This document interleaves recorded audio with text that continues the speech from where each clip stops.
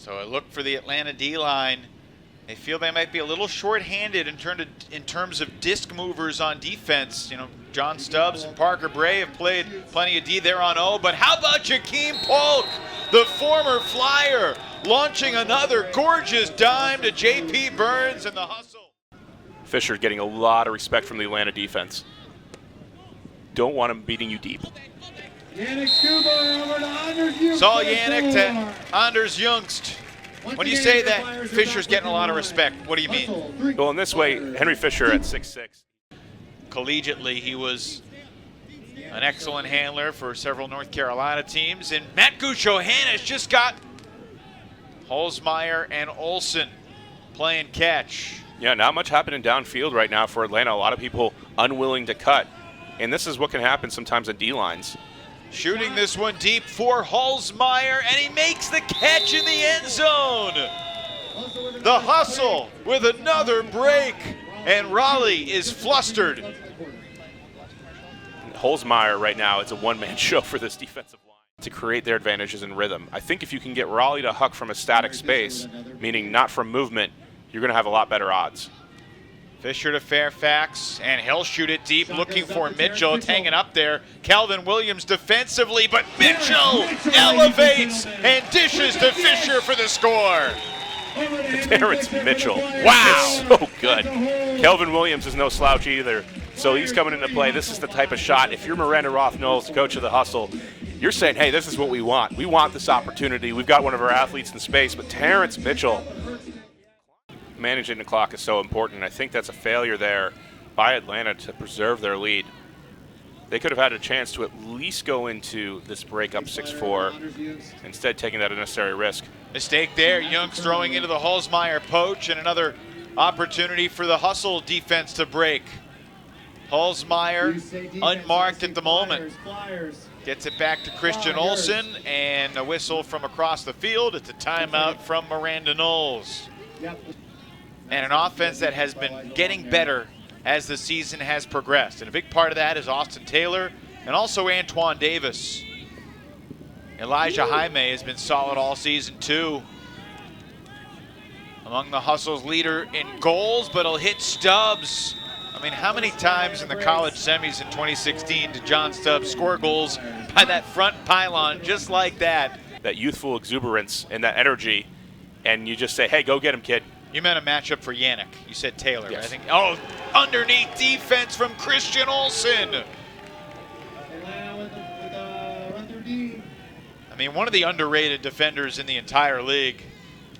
Made the U.S. national team in 2020 for the World Championships. That unfortunately did not happen. But truly a world-class player, and here's Polk.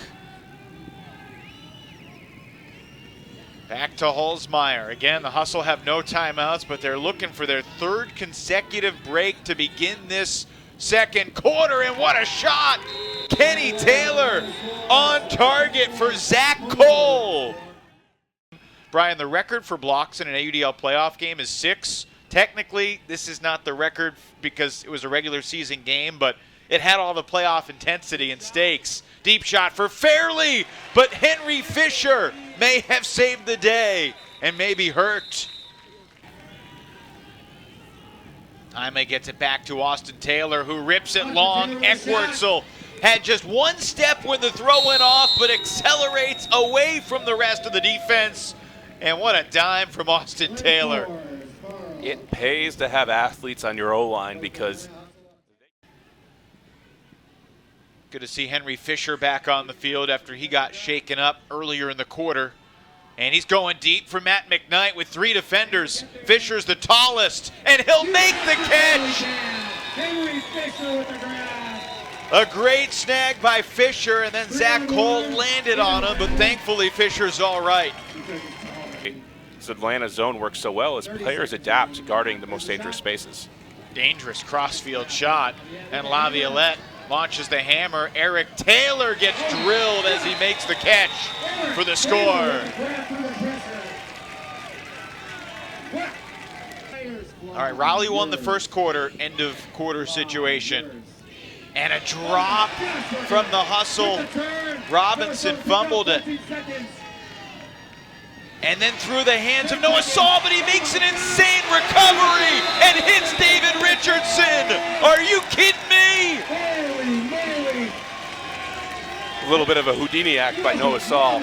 Noah Saul just has this quality. He can. It's like these teammates trying to figure out how he did it. All right, 8 seconds for Atlanta. Raleigh within 2. That's another dangerous throw, but snagged at the last second. Dean Ramsey shoots it to the end zone.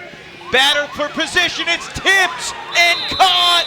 Atlanta scores at the buzzer.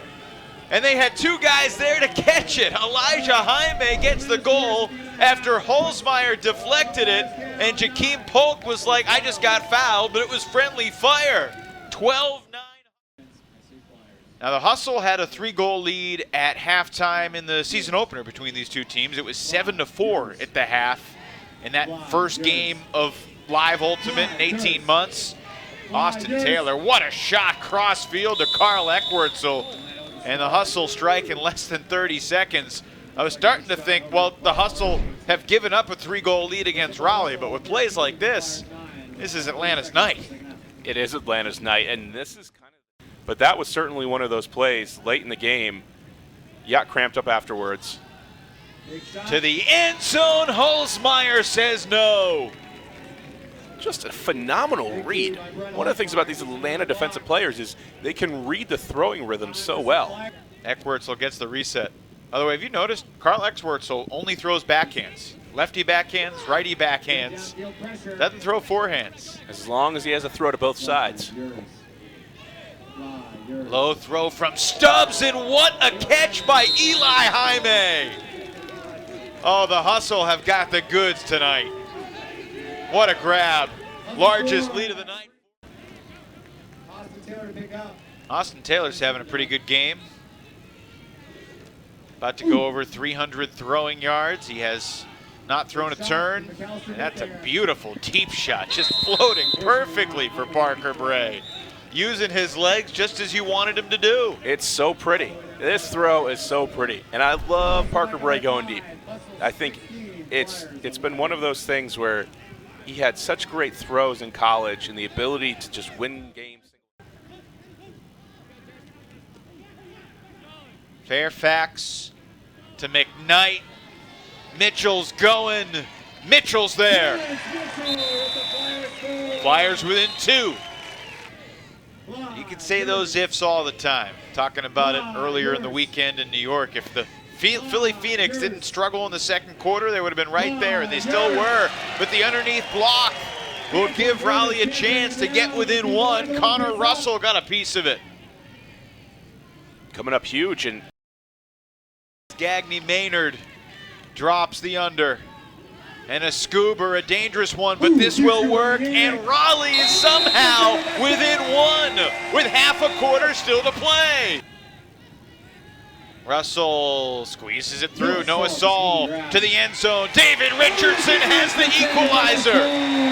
18 all. 5:07 to go. We saw against New York, but now it's going to be some tough sledding. Got to be able to grind through and get those resets. Taylor battling with Taylor. Great defense again. The deep shot for Davis, sliding to make the catch. Floppy shot to the end zone works, and Raleigh has the lead for the first time tonight. Davis to Long. Great fast break opportunity off of the great defense. Eric Taylor and Austin Antoine Davis with a rising stall count. Tough hammer, denied. Ethan Bloodworth swats it down. John Stubbs launching what's a de facto Hail Mary in the end zone. It's Fairfax ripping it away and pulling down the victory for the Flyers. The Raleigh Flyers close out the night on a 5-0 run to defeat the Atlanta Hustle by 2.